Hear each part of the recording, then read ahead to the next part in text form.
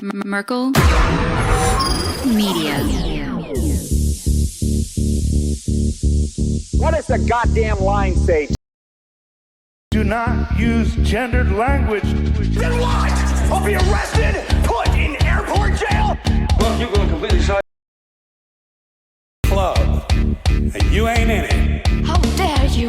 Mr. Speaker, the President of the United States. I'm Chris Hansen with Day by NBC. Jack Marius Tack Theratrix. Hi, I'm Spartacus. Jackson, Sacramento, he, him. Steven Seagal. Sex offender guy. I'm Keith Morris. This is Muammar Gaddafi. I'm Rick James, bitch. Sorting through the lies. The hijacker's passport was found blocks from the World Trade Center. We cannot track $2.3 trillion in transactions. And uncovering the centuries-long Let's talk about Chinese people. Have you ever been in a Swangles in Fort Lauderdale? I have sent 6 of my Libyan missiles. This is hardware department. Nothing could be more fun than jumping off a cliff with 2 German bisexuals. Oh, you English are so superior, aren't you? Thank you, comrade. and now macroaggressions That's what assholes call it. with your host, Buddy, I don't know who you are, but you're about to get chlamydia. Charlie Robinson. Hey, Whitey, where's your hat? You want to drop the blame on Charlie and say it's all Charlie's fault.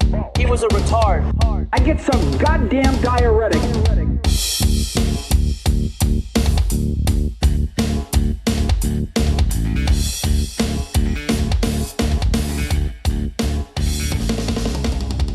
Welcome to Macroaggressions. I'm your host, Charlie Robinson. If you are watching us on Iconic, Rockfin, Odyssey, YouTube, or now Band.video, or you're listening wherever podcasts are served, thank you so much. We appreciate your loyal support. We know you have a million options out there, literally a million options out there with podcasts.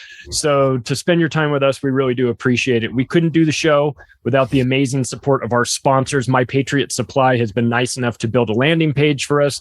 Preparewithmacroaggressions.com. You can go take a look there.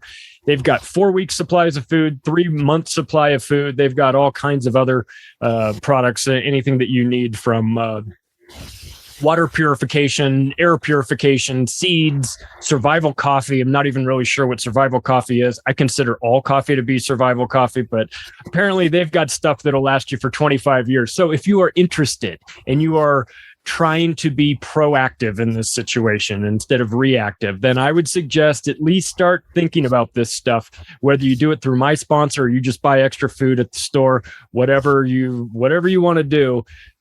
This is a situation where you'd better off being a month or 2 early than a day late. You don't want to have a you don't have to have a gladiator fight with some guy in the frozen food section because he's getting the last TV dinner. You want to be proactive. So if you're interested, go to preparewithmacroaggressions.com and you can find everything you need there. Also, thank you to Chemical Free Body. They've been with us for a while now. We're so appreciative. They're making the best supplements out there.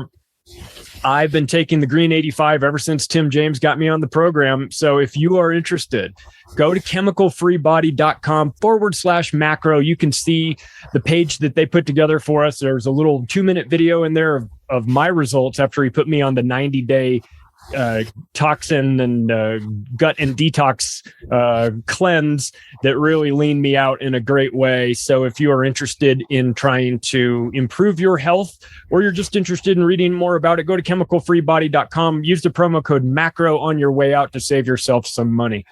Well, I'll tell you what, I had the pleasure of being on our guest show a couple of years ago on Watching the Hawks. And then I also had the pleasure of catching him in an Acapulco during his New World Order presentation. My only critique of that was that I wish he'd had more time because I knew he had a whole lot more to say about things. He's a producer, a director, a writer, and an author as well. We've got Sean Stone on. What's going on, Sean? Good to see you again. It's a pleasure. Thank you for reconnecting with me. It has been a couple of years since I'm in Acapulco, maybe 2019, I guess. 2019. I was there 2019, 2020. You did the New World Order presentation and it was fantastic.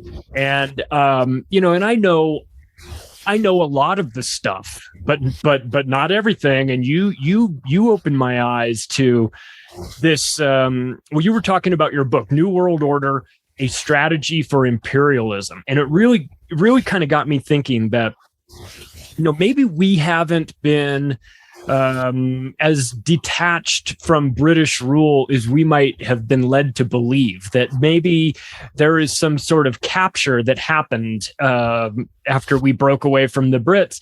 It seems like they put together a pretty strategic and coordinated effort to bring us under their control once again. Of course, the best way to impose slavery is to make sure that the slaves don't know that they're slaves. So we may not even know that we were under their control. I'm curious to know how you got your start on that book, because it's really fascinating. It's a really interesting angle. It is, and honestly, it goes deeper than my book. If you really get into like the maritime legal structures that are at work and how we're operating really under various like civil, U.S. civil codes and things like this. But you think about like the bar administration and the fact that this bar administration that self-regulates. It's not like no one else regulates it, but what's the bar administration comes from? What? It comes from the British. Right. It's their legal system transposed here. The whole notion of esquire as sort of a title. You could even say it's a title of nobility in a sense, or it's not. It's a certain status, right? That arguably, no one that actually that is a lawyer should be in our political office. There was supposedly an amendment. I think it was the original 13th Amendment that they say was burned. I can't remember if that's the story. They say it was burned during the War of 1812 when the British burned the original White House down.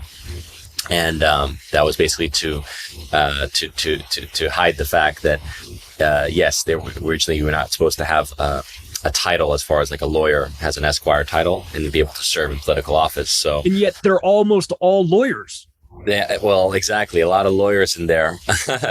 Politicians are just, exactly. If you understand, it's how do you say? It's like when Obama came into office, and I was just sitting there going, this guy is so obnoxious to me in the way he spoke, because it was like the cadence was clearly designed to hypnotize people. Yes. But when it's a cadence that's designed to hypnotize people, it just becomes obnoxious, because you're sitting there going, yeah, you're making these, you're emphasizing certain words, and you have this texture in the way you speak, and you're saying nothing.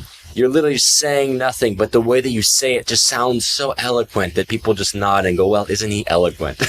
So yeah, it was a trip, lawyer. Yeah, you would hear that. And then once you noticed it, you could never unnotice it. You were like permanently focused on him doing the tempo and the way he looked at the teleprompters, and the everything was very choreographed. He speaks so well. And then people go, God, that's like a underhanded compliment too. I know what you mean by he speaks so well. Yeah, exactly. So there was that whole thing. And so it was a trip to watch Obama come into the White House and everyone just trip over themselves to, look at how finally we have civility and we have someone of intelligence in the White House. It's like, okay, let's stop that right now. Precisely. So the legal system is something people need to look at seriously, and how it connects to the overall nature of imperialism and imperial law. But this was always the game, was the British essentially saying, well, our empire is based in our rule of law. That's actually how their empire was allowed to exist. The colonization process, all these claims, it's like the Catholic Church did a similar thing. Obviously their legal structure was different, but you think about the papal bulls and all these edicts that were issued essentially as canon law. So essentially, like when they conquered the New World, it was this whole doctrine of discovery concept. Like, we have discovered this land. We have discovered these people. We lay claim to this land and these people, right? These are legal structures. Right. And that's the wording is important to discover it, because if there's somebody there before, then you didn't discover it. And so It's kind of like, the emergency use authorization with the vaccines, like there can't be another option there, because then that'll nullify it. So you have to, in order to claim this, it's all legal and it's word specific, huh? It's total legal structures. And that's why if people really want to study like the nature of imperialism, you got to study legal structures and economics in conjunction, right? Hand in hand. So I'm not saying that I've done that deep dive, but the book was essentially a way to navigate how the British, at the time that their empire was financially they were overstretched in ways, financially and militarily. They didn't have the personnel to garrison this a quarter of the planet. I mean, the British literally have, they had with India, Australia, New Zealand, South Africa, as well as the surrounding Rhodesia and surrounding territories, Canada. I mean, you had a quarter of the planet under their dominion. And literally, that's the word, dominion.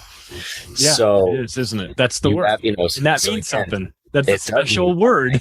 It is. It's an imperial dominion. And so they essentially, at the point that they were trying to shift away from the idea of having to garrison, because before, I mean, it's an interesting issue on the imperialism at different points, like in the 18th century, late 18th century, the East India Company, the British East India Company, had the dominion over India, for example. They were the power, really. They were a corporation that was essentially ruling India, but there was certain marriages of corporation and state, right? So essentially the British East India Company merged with the empire, ceding, so it's like the empire could become technically in charge of that territory as far as India was concerned. But again, it was like the British Empire was overstretched militarily, and they realized, law was a critical thing. Law and economic structures were critical to maintaining authority and power over these territories, over these peoples. And so one aspect of it was bringing the leaders, the potential leaders, prospective leaders, from various, ethnicities, whether from Asia, Africa, Latin America, all in America, obviously, all being brought to England under the Rhodes Scholarships, right? And things like this to basically be trained in the British system of rulership. So how did I become aware of this? Well, I was reading a lot of LaRouche's publications, the Executive Intelligence Review, and their analysis of various events in the world from around 2003 onward, when I was gotten to college. So I was reading their stuff and their literature, and I came across William Mandel Elliott, who was this professor at Harvard, who was like professor emeritus for 40 years at Harvard. He trained Kissinger, was his major mentee, was his major disciple. But I mean, talk about the worst person in the world, right? But beyond Kissinger, he taught Brzezinski, he taught Huntington. Huntington was probably closer to than Brzezinski. He taught Kennedy, John F. Kennedy. He taught Trudeau, Elliott Trudeau, Pierre's father. So you're at Harvard, and you're grooming some of the major minds that are coming through your university, right, for that time period. And the guy Elliott was also a CIA officer at the same time. So I started getting, I was interested in who this guy was, and I was researching him, and then I found the work of Carroll Quigley, his Tragedy and Hope. And Quigley is this Georgetown professor that's very much like Elliott, who's, he's a professor of international, what is it? It's history. It's like history, and it's like it's a mixture of politics and history. He grooms Clinton, right? Clinton was one of his main disciples, and Quigley writes this book. He's like, I got access because I think it was through the Ford Foundation. It was one of the foundations that gave him access to a lot of the files. And he writes this expose basically saying, look, it's an Anglo-American empire. That's literally the name of the book, I think, the second book. There's Tragedy and Hope, and then I think there's the Anglo-American Establishment. And it's like this an Anglo-American merger. And he literally says, you think what you think is a communist conspiracy, right? It's been labeled a communist conspiracy, is literally the Anglo-American, the British establishment worked with their disciples, cousins, acolytes in America, right? These blue blood families, a lot of whom, like Bush Jr. and Sr., are cousins of the Queen of England. Right. These and obviously that also indicates German blood. You're talking about the Queen is from what, Hanover? I mean, is it the Hanoverians? They're from anyway. They go up to Saxon, go with all that Saxon bloodline, right? Yeah. They're not Brits. They're Germans. Go with the Saxe-Coburg family, whatever the name is. Yeah. And so it's like, but it's like And again, these are empires that have been formed, and the British Empire preserving itself through this American lineage, and quickly saying, look, that's actually happening is that you have this establishment that uses the communists because their ideology is not totally opposed to totalitarian structure. I mean, they like totalitarian structures. This is where the nuance comes in. This is why people can't really fathom oftentimes what the heck's going on. They're sitting here going like, well, what, is it communism? Is it socialism? Is it fascism? I mean, it's the totalitarian structure of a state merged with international corporations, with what I said earlier, the British Empire merged with the British East India Company, which is the private corporation, working hand in hand for policy of controlling the masses. And you get stuck with, it's left versus right. You're gonna miss the forest for the trees. Yep. You're gonna miss the big picture here. And so quickly did a great expose on this, exposing it. That's why I like the word globalists more in a way, because essentially in Rockefeller, David Rockefeller III, was it David? I think David Rockefeller, not the third. I'm sorry, there's John Rockefeller III, who kind of admitted to this stuff in one of his books, and then David Rockefeller in his memoirs said the same thing. If you want to call us globalists, we are that. Our conspiracy is international. International agreements, international controls, international governance. And it's just very clear that's what it is. That's what the New World Order is. And they're operating by that script to the place where the Australians are saying it all the time now. And they're saying, in the New World Order, you'll be monitored and you must have your vaccination pass. I mean, it's like, we 30 years ago, we were talking about this, or not me necessarily, but I guess I was talking about 20 years ago, and people would be like, oh, that's a conspiracy. And now they're saying it. Right. They're admitting it. I've been telling people, like, if they say, when someone brings up the term New World Order, it doesn't really understand the depths of that. You're going to get eye rolls. They're going to go, oh, you conspiracy theorists with your stuff. It's like, wait a second.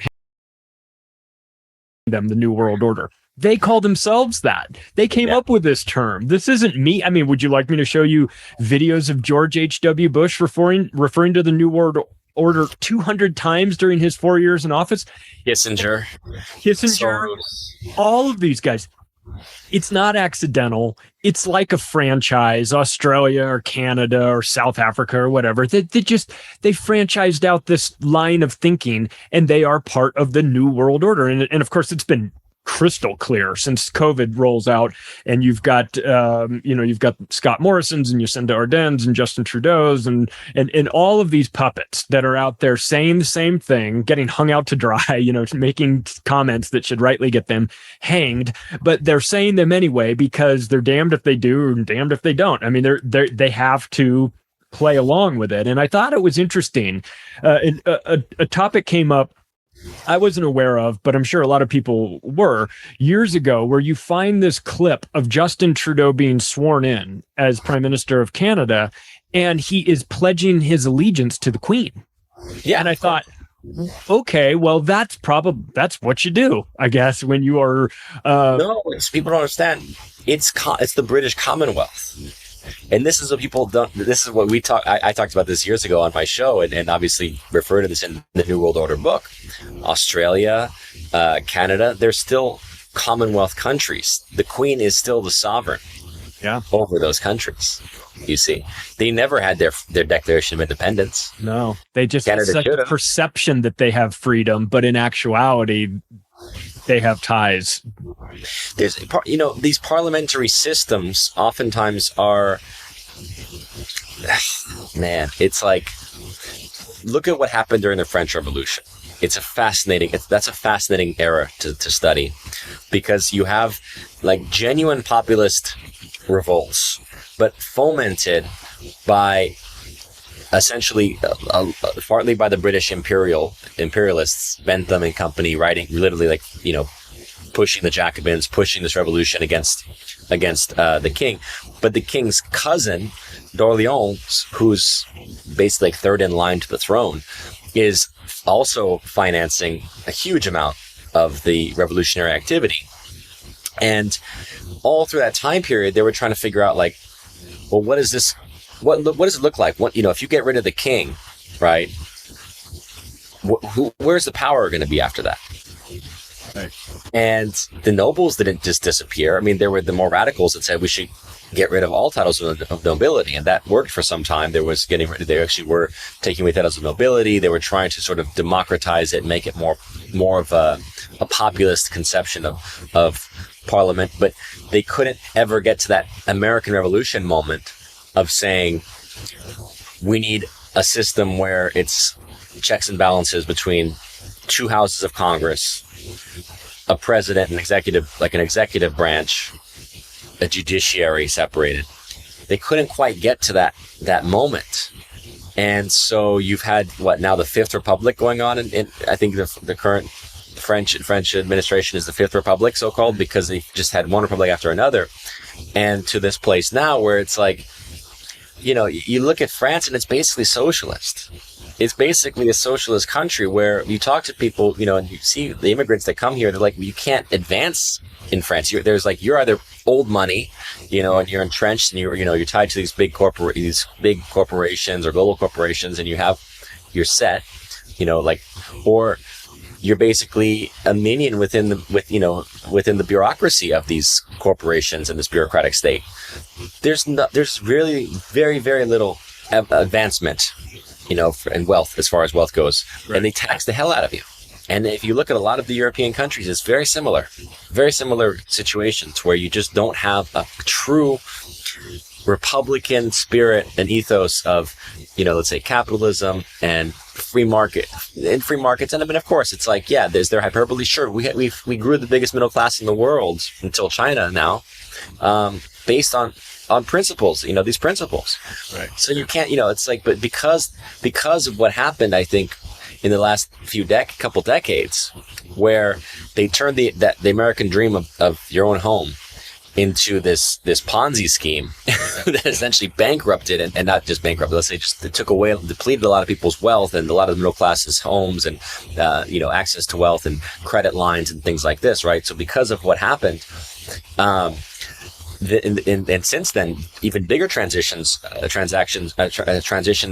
the approach of 2020, when they did the lockdowns, moving money and the biggest transfers of wealth, and even bigger than 2008 now, between the middle class and the 1%, the global corporate economy. So what's happened is people are saying, well, we want socialism because the middle class is being shrunk. So they're panicking. They're saying we want socialism, but that's not going to end well. People don't realize it restricts your social mobility if you end up in a socialist controlled economy. Yeah, for sure it does. And I worked in real estate, still do, for a long, long time. I was working in Las Vegas during the boom and the bust, and I saw all that. That's actually what woke me up to this whole scam. I knew about 9/11 and all that in advance, but in 2007, I read John Perkins' book, Confessions of an Economic Hitman, and I went, oh, now I get it. IMF, World Bank, loan to own. They were doing the same thing with countries, loaning to countries that had no business borrowing this amount of money because they were never going to be able to pay it back. And then when they defaulted, taking back something tangible, like they're privatizing their lumber industry or making them put a U.S. military base there. And so I'm reading this book, and then I'm going, holy shit, we're doing the same thing on a smaller scale here in Las Vegas. We're giving loans to people that are making $10 an hour. They have no business qualifying for these loans, but the mortgage company is going, yeah, we're good. Because they know that they're going to, as soon as they get that loan done, they're going to sell it out the back door into a mortgage-backed security, and Wall Street can deal with that problem when it blows up, a month from now or a year from now or whatever. So I'm going, oh shit, I'm part of this. I didn't even realize the game. And that kind of forced me into this area of interest, was because I felt like, okay, as long as they keep creating these scams, that's not accidental. I know that this market was inflated and then popped. I saw the fraud that was going on behind the scenes. I just wanted to try and understand it. And when I started to understand it, I realized that took me to Wall Street, and then that took me to the Fed, and then that took me to the BIS. And then I went, oh shit, this is like a IMF, World Bank type of situation. But that's, and now the new version, the 2020 version, is introducing BlackRock into it. They just said, well, you can partner with the Fed and they'll print as much money as you need, and then you guys go out and buy all the houses you want. And it's like, they're going to take, if we fast forward 3 decades from now, the normal person isn't going to be able to have a house. Those will all be owned, and you'll be renting it. You'll own nothing and like it, right? Klaus Schwab said that. That's the Schwab thing. You like my Paradigm of Money documentary I produced? The Paradigm of Money. We deal with, we focus. We just put it out. It's on paradigmofmoneyfilm.com. It's on Vimeo on demand as well. But essentially, we focus on 2008 as a major, I'd say indicator of how the fraud works. We also talk about Wall Street bets, and the sort of what's it called? Naked short squeeze, right? Naked short selling the market. Yeah. So basically we get into, we have a lot of great interviews on that documentary with Nomi Prinz and Danielle DiMartino Booth and Max Kaiser and Ron Paul. So it's definitely worth checking. I'm gonna have to check that out, because I used to get scared away from the topic of money because it was boring or complicated or whatever. The decimal sign. Yeah, I had to put all that aside and go, this is really important. It's really important to understand it, and how the dollar is created. And then fast forward to, a couple, 10 years after I started that journey, I'm sitting in Mexico City waiting to connect to my flight to Acapulco, and I'm sitting next to G. Edward Griffin. I'm like, I got questions for you, man. Can we talk about it? So you get the guy that writes the book, literally writes The Creature from Jekyll Island. He's explained how it all works, and I broke through my fear of trying to understand complex financial situations, got past that, really started to understand it. And then I got the guy next to me, and I was just like, I'm sorry to do this to you, but I'm gonna drive you insane by asking you a million questions. But that's it. I mean, once you understand how the money scam works, like the 3-card Monte game, you go, oh, I don't want to participate in this, right? Yeah, and I think that's why it's so interesting to see how the decentralization process is going to work itself out here, because there's only really two paths before us. There's a system of total government / major, international corporate control, right, playing itself out, which controls your access to credit, gives you credit scores, and based on your politics, your wokeness, right. It will censor you accordingly. It will surveil you, obviously, at all times, and know all about you in terms of your, you name it, your patterns and habits and things like this. And then there's the freedom movement, which is decentralization and bringing, again, the idea that economies can be built based off human ingenuity and energy and people. That's really what an economy is. It's like it's funny how the system works currently, where it's like my friend puts it, he's like, the banks are basically lending money to the people that don't need the money, but they're not lending it, they're not lending it to you if you're an entrepreneur or whatnot. So it's like, so this system is, we're waiting on these massive banks to basically provide the loans and credit. It's like, no, we, in a sense, we have to figure out these new, and I think crypto is an opportunity to do so, but new ways of allowing money to flow to the entrepreneurs, to the creators, right? To these new exchange modalities. Even, why are people saying, well, how can things be free, right? But you think about it, it's like, well, nothing is free. Everything is exchange in life. And it's always a factor of time and energy, right? So there are modalities where, look, we're giving our energy to things like Instagram and Facebook, for example, or YouTube, right? And these massive corporations, they're profiting. They're being valued at billions of dollars, right? They're profiting by taking your information and selling it, and you name it. Like the access to information itself has value.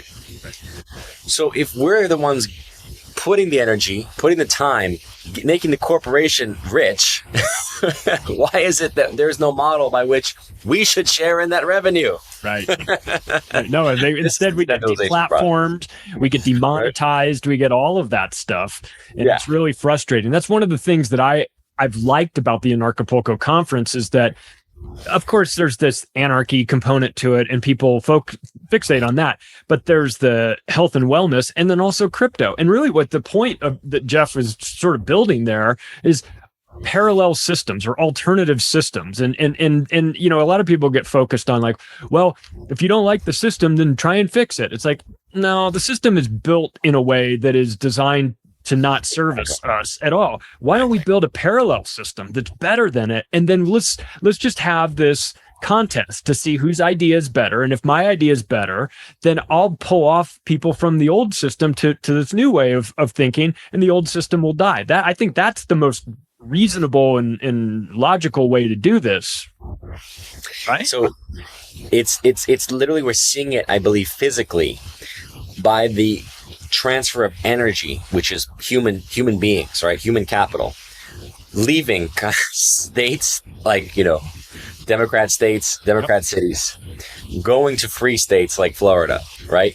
Think about that as like an actual valuation of, you could value that based on the human capital and how these people are moving into a place, and their energy and their, you know, the synergy of ideas and energy is coming together, saying, okay, you think a totalitarian structure that that taxes the hell out of you, mandates you to, you know, what to wear, what to put into your body, and, you know, tells you basically the police are bad and, you know, criminals are the victims. I mean, if you want to get into that psychology, okay, let's see if your system works.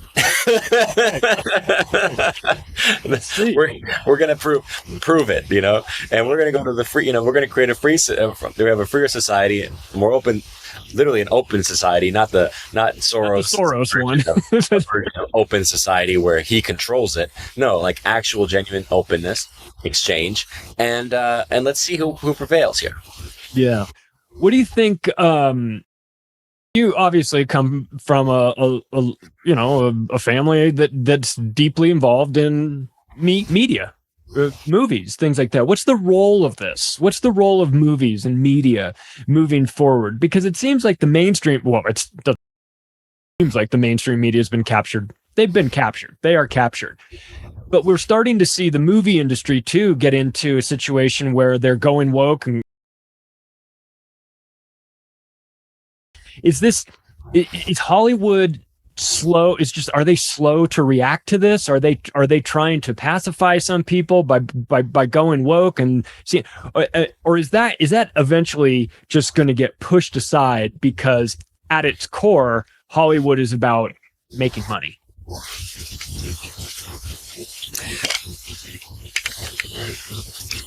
I don't really know what Hollywood's future looks like. What I sense is that there's a huge amount of, like, yeah, it's about making money, but remember, you've had this shift away from people. And I don't mean it like in the humanitarian sense. I mean it in the creative sense. Like, you literally had creators that were working and operating in Hollywood, and throughout, you know, from its inception forward, they were humans that sort of felt like they were driving productions. That's why you'd look at old movies, the classics. It was like Daryl Zanuck presents. You know, it was Mayer. You know, Louis Mayer at the head of MGM. It was personalities that were running studios, and you know, all the way through like the Bob Evans days at Paramount, right? Like these guys were making decisions. They were taking risks. They were storytellers, right. And right or wrong, like they were. You want to, but everything that they were, you know, sexist, they were, racist, whatever they were, you know, it's like they at least were storytellers. Right. And then you had like thereafter, like you had the generation that continued that legacy as far as the filmmakers were concerned, you know, that came up through the 70s time period, and, you know, Spielberg is my father, and Coppola and Scorsese and all these guys, right? And I was like, they're very, you know, they're at the end of their careers now. But you look really at like the transition, and it really feels like a post 9/11 thing. Like, you feel like culturally America died with 9/11. Yeah. Something really spiritually died in this country.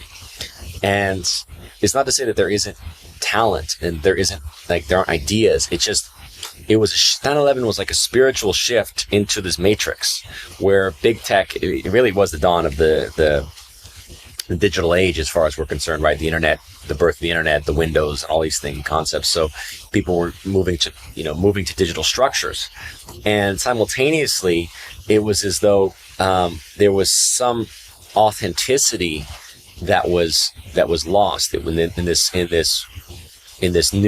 interweb, right? Yeah. Of instantaneous, let's say more and more instantaneous gratification, the reality show culture, right? The idea that everyone was a star, and it's like, yeah, everyone is a star, but it also is what's followed is, to me, it's a striking dumbing down of the culture. I mean, you can't compare, the literature, the literacy, the arts, the soul that came through for everything from music. And I mean, obviously you could say, like, people say that ever since rock and roll has been a degradation of music, but there was at least some human, like, passion I felt in that time period, and in the movies and in the storytelling. It was just like there was a human being behind it. It feels more and more that you're looking at these, as they say, like the formulaic machine churning out music, churning out beats, churning out product, right?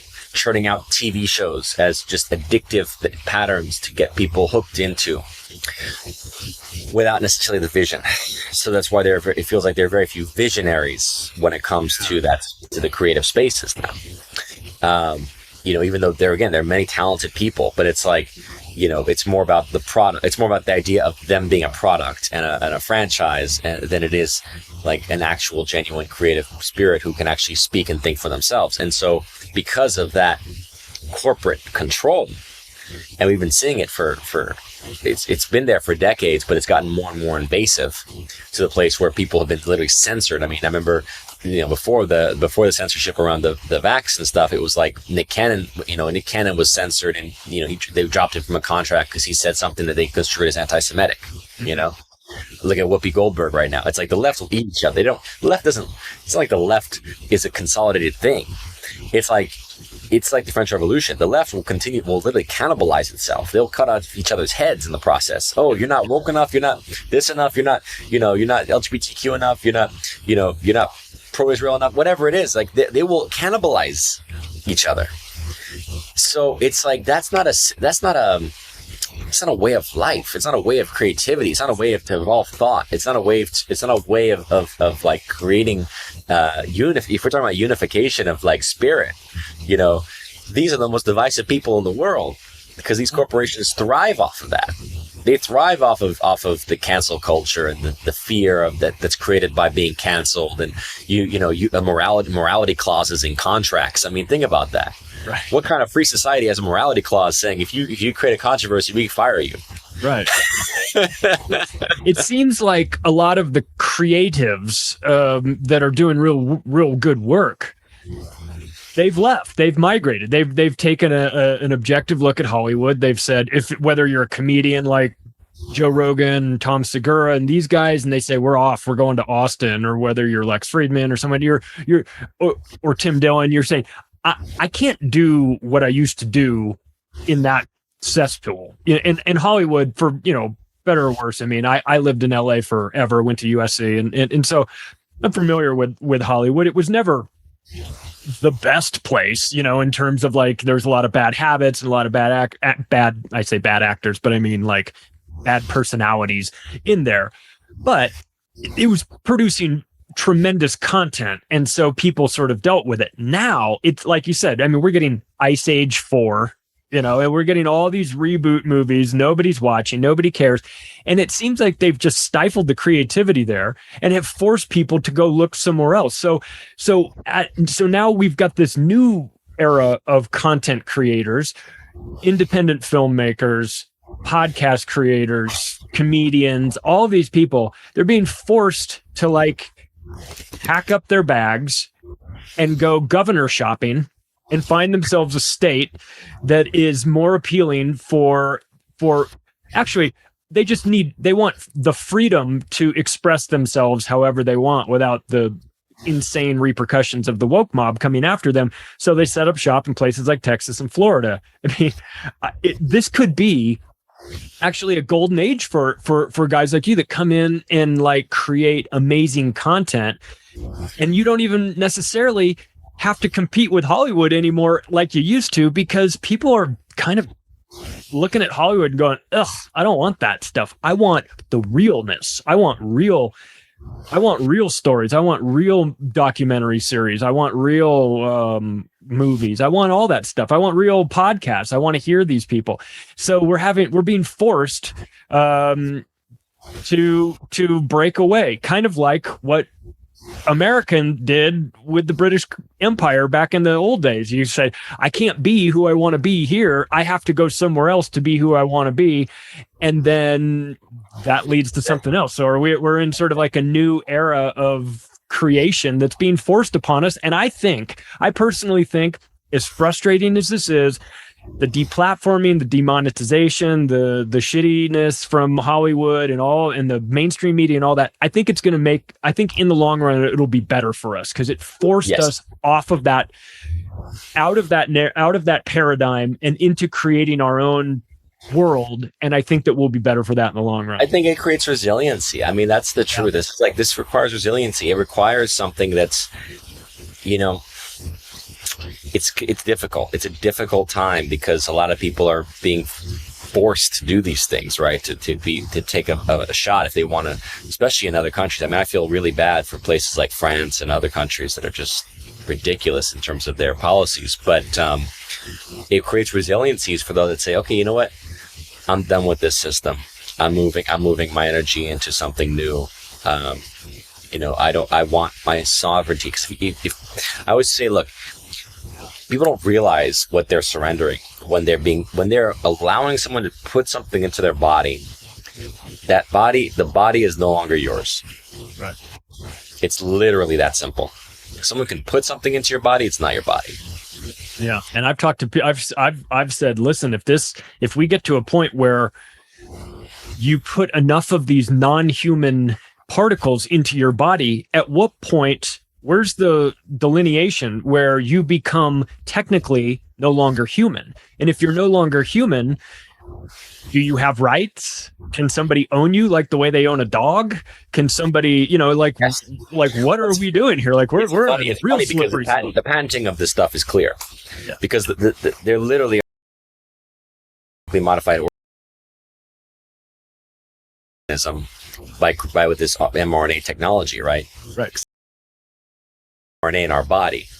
They're introducing something, essentially to simulate or stimulate a response, right? And to simulate our own mRNA activity. So that's genetic modification of the organism. That's patentable. Yeah. And people don't have a clue about this kind of stuff. But this goes back to the very beginning. We're talking about law, legal structures, patents. You can't patent organic things. You can patent what's inorganic. So, when Bill Gates was saying, at one point, sticking GMO into people, they might have a problem with it, but you just gotta get them to understand the science. It's like the science. The science. You gotta put a the in there to differentiate from actual science. Exactly. Like when they say, like when the Congress talks about our democracy, and you go, right, I think that means something else. I don't think that means what we're supposed to think it means. I think our democracy is code for something else. Word magic, exactly. Yeah, exactly. The science, our democracy. Well, it's really devious, and if they can get us to become non-human, then all bets are off, and now we get back into the where we started, which is the British East India Company running, all this trade. How long before the big conglomerates, the World Economic Forums, are putting out, putting together packages where they're buying and selling human beings? I mean, we're not human anymore, technically, right? After we take the shot. I've wondered if that was tied into the push to. I wouldn't say you're not human. I wouldn't say it's not. The DNA has been, or your genetic coding has been altered, let's say. It doesn't make you non-human, but there is a step in this journey, because this has only just begun. This whole journey towards transhumanism, and my documentary, the docuseries Best Kept Secret, talks about this a little bit, right? Some of the lineage of the transhumanist agenda, and the desire definitely is to control the human. at biochemical levels, right? We've seen it throughout our lives. I mean, we've seen it with drugs, with big pharma drugs, pharmaceuticals, things that, can put people into, they say it can affect the brain function, that can put people into more easily sedated states. I mean, why do they fluoridate the water? I mean, let's be honest. It's not for your teeth. That's funny. They love us so much. They do. They just do it for our teeth. They try to suppress us every other possible way imaginable and take all of our tax money. But for some reason, they love our teeth. Right. And it's like, it's a neurotoxin, right? It's like, right. Okay, forget it. So the point is that, they've been working at this level of biochemical biochemical alteration of the human. The next phase is going to be how we interact with EMFs, for example. I think this is a major aspect of it. This is why some doctors, scientists have found graphene oxide in the various vaccines. Graphene being really interesting because I'm told graphite is like light as air, basically, and it's wonderful for interacting with electromagnetics, with with radiations and things like this. That's why people tend to be are emitting radiation when people are scanning them right after the vaccine, after the shot. Some of them are actually more radioactive. So for the interface with certain evolving technologies, Neuralink type of stuff, I can foresee that this is where it's moving towards. Now, I think we're still a decade or so away from that, because it's always gradual. But again, it's like you got to get that foot in the door. And a lot of these people are just, the government has their whole leg up the ass. They don't have a foot in the door. It's like they're just, they're done. The government is, whatever the government says, I'll do it.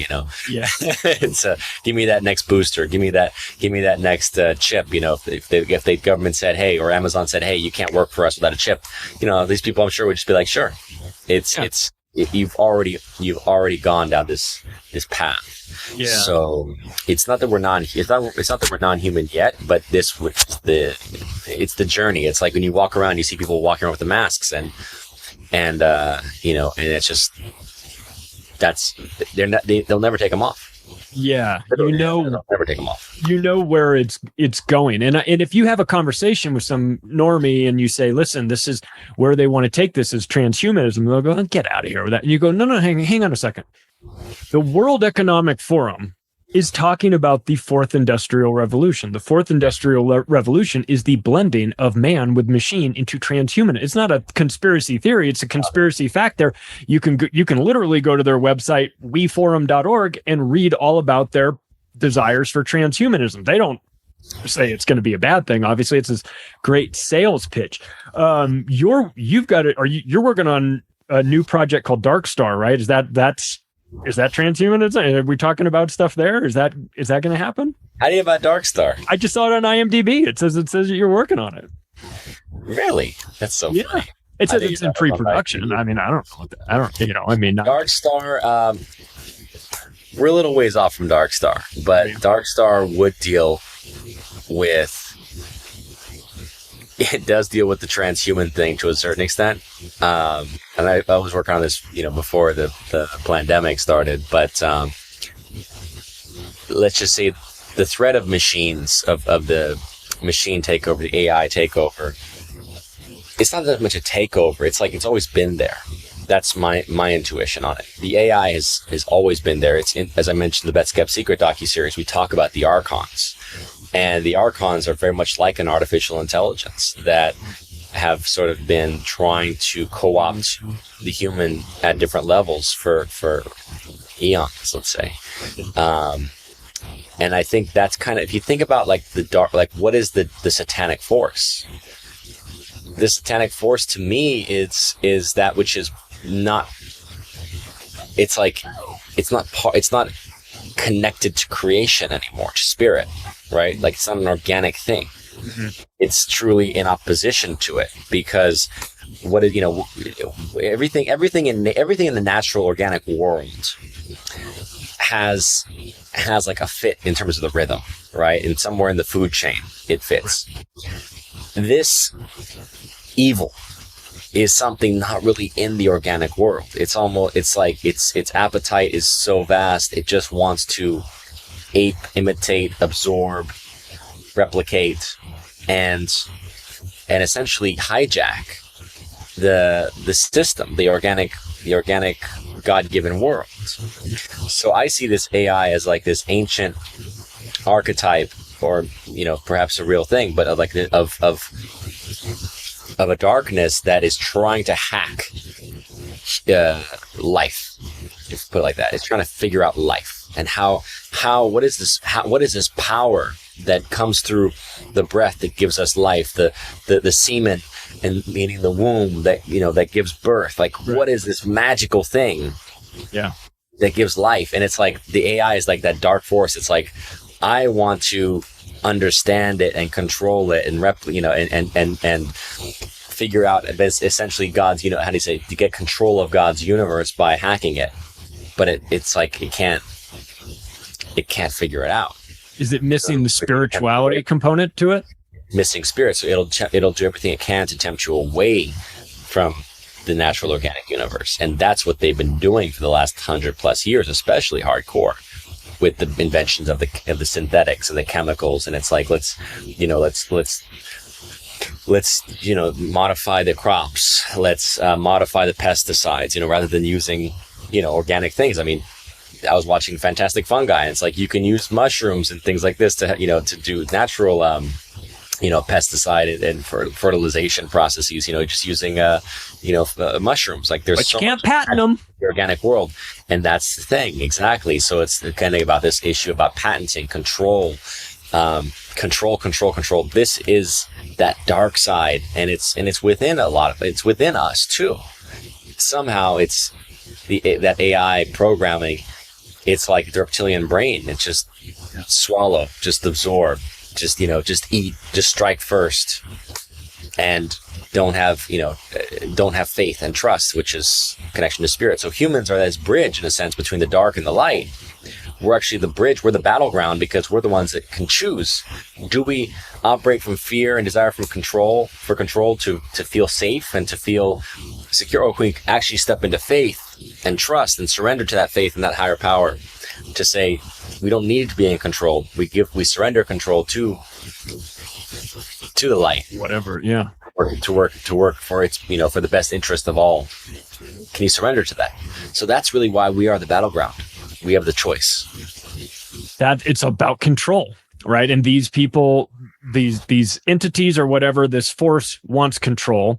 These people that we interact or that we see, these dark energy people that are running this world that we know are, we joke about the lizard people and everything, but I don't know that that's too far off. I mean, I think that there's something either non-human about them, or whatever humanity that you're supposed to be born with was devoid in them or something. But it seems to me like they are doing the bidding of something else, because it just seems like they are tasked with destroying everything that's great and beautiful and natural and everything that makes us a human. They're systematically peeling that away, whether that's, we're going to create a million different genders, or we're going to talk, we're going to introduce psychotropic drugs into this. We're going to get all these kids on ADHD medication and all this stuff. And it's like it really does feel like, you mentioned, it's like a battle. It feels like a battle. It feels like we're in a battle for like humanity. And all I want to do is just be alive and mind my own business and do my thing. But like, it seems like it's kind of important that we all pay attention to this right now or risk losing what it is to be human. Yes, sir. That's it. Exactly. And what it is to be human is that free choice and that free will. And that's where people are missing the mark. They're surrendering the capacity for free choice and free will. It all is hand in hand. It's all mirrored. At the level of the body, the infringement on the body is an infringement on your entire reality, right? Yeah. So get control of your body, get control of your mind, get control of your spirit. These three forces are what make us unique, and to surrender it, to say anything should be applied universally, that's an abomination. That's satanic. God creates every individual equally as far as the amount of creation in us that goes into us, but none of us is the same. And that's a socialist trope, or if you want to call it, it's like this idea that, oh, equal means equal. We're all the same. We all have to have the same in terms of outcome. It's like, no, we all come from the same essence, of creation, and we should have the same rights and freedoms, and as individuals. But the outcome is not the same. Right. It should never be the same. No. I've said that before. I'm all for equal opportunity, but not for equal outcome. That's ridiculous. That's like me saying I should be on the Lakers because there's equal opportunity. I mean, sometimes you're better suited for other things than other people, and there's nothing wrong with that because we all have different skills, and but these people would love to homogenize us and get us all thinking that we're all just NPCs. We have no real mind control, and I think that there are a lot of people out there that are showing signs of being under some sort of hypnotic mind control, or maybe they've just given up, or they're weak-minded or something. But it to us, we see the whole scam. Like, we could see it crystal clear, but to other people that are stuck down in that malaise, they just can't kind of get. It's a lack of curiosity. It's a lack of curiosity, and that's why I did the Best Kept Secret docuseries. I know I keep saying it because it's like, that's, to me, it's a red pill. That's like a red pill experience, 6 parts. If everyone watched that series, they would have a different perspective by the end of it. Yeah. I'll put links to everything in the description. What are you working on now? What's your plan for the rest of the year? Honestly, I'm in between projects, and so whatever God gives me. Right on. Well, if people want to catch you, they can go to Acapulco for Anarchapulco this year. Be about the middle of February, and catch your presentation. I'm sure it'll be amazing because I've seen it before. And anybody that wants to follow your work, I'm going to put the links in the description. Sean, thanks so much for stopping by. I appreciate it. I appreciate you. All right. And if you like this episode, take the additional step right now of sharing it with your friends and family, because, of course, we're going to get massively censored for this. Thanks, everybody.